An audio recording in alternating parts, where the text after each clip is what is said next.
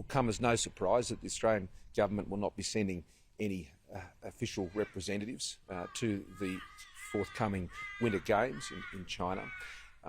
For some time, people have been very aware that we have been raising a number of issues that have not been received well in China, and there's been a disagreement between us on those matters.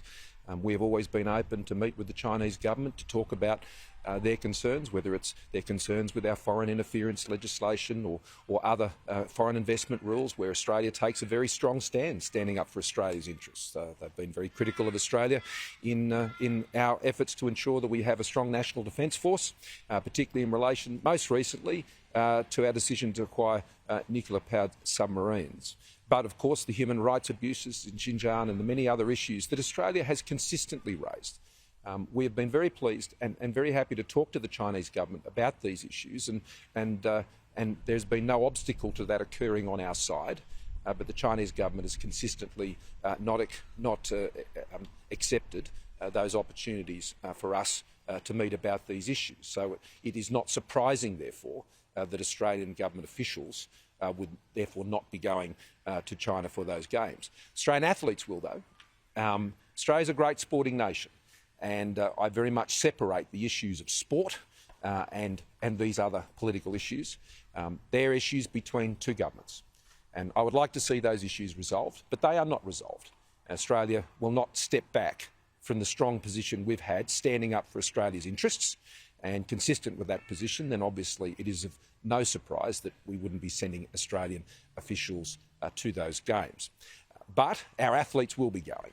And I also want to wish the IOC all the very best for the Games. Australia will host the 2032 Summer Olympic Games in Brisbane, and we're very committed to that. The Australian government will be more involved in this Games than any other Games. In fact, those Games would not have been secured were it not for the direct role that our government played in securing those games, together with the Queensland government, and it's been a very good partnership. So I want to wish the IOC all the very best for those games. I want to wish all the athletes a very successful games, and the officials who make this great sporting spectacular. And particularly, though, to those Aussie athletes and all of their families, because just like with the Summer Games, it's going to be a lot more challenging for them. Not everybody will be able to be there together and share in those moments, and so much will be done of it over online, and that will be exciting, just like it was for the Tokyo Games. And we want to wish all of our athletes all the best and thank them for their perseverance in their training as they've gone through these difficult periods leading up to these games. And finally, we're looking forward to the Ashes getting underway.